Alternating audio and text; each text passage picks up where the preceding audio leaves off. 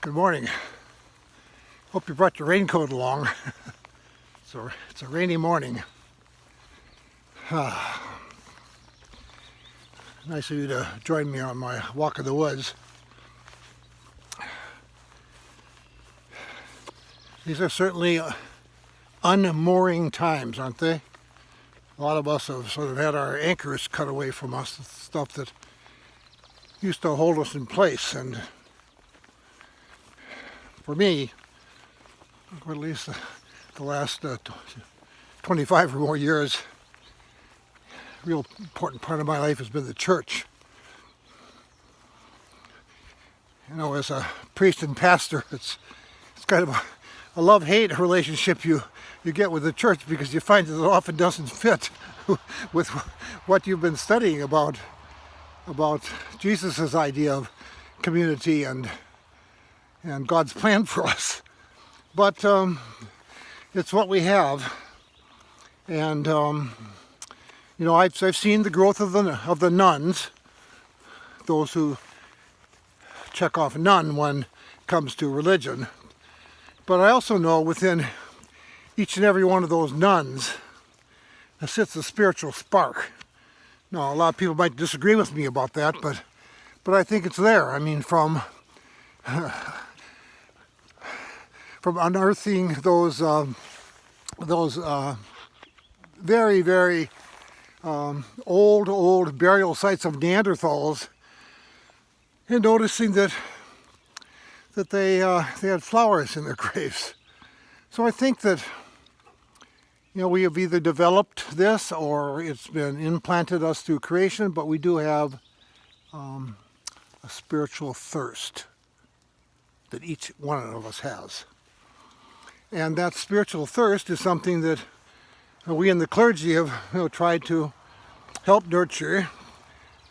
We also see that these institutions of the church often don't meet what we think the church is all about looking at God's vision for justice and fairness and love in the world.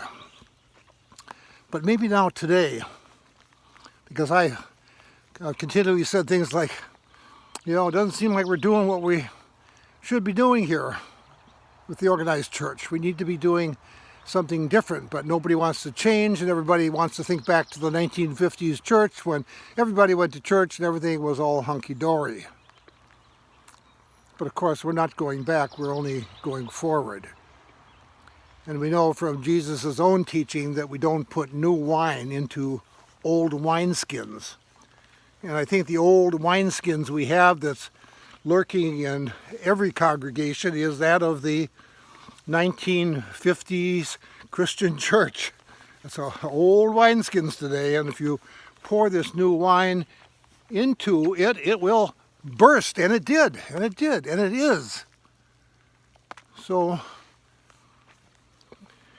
in this unmooring time now, those of us who follow Jesus or follow any religious tradition are going to have to ask themselves is what is it that we need to do now? What's tomorrow to look like? Because it's not going to look like yesterday. It's not going to look like 2019 or 18, 17. It's not going to look like that at all. It's going to look like something different. And how do we, as faithful people who say we believe in God, and for those of us Christians who say we believe in God as revealed in Jesus Christ, and how does that happen? How do we make those changes? They're not going to be easy. They're going to be difficult. They're going to be tough. There's going to be a lot of anguish. There's going to be a lot of rending of garments, throwing ashes on our heads. But I am of the firm belief that what we have today will emerge into something very new and very glorious.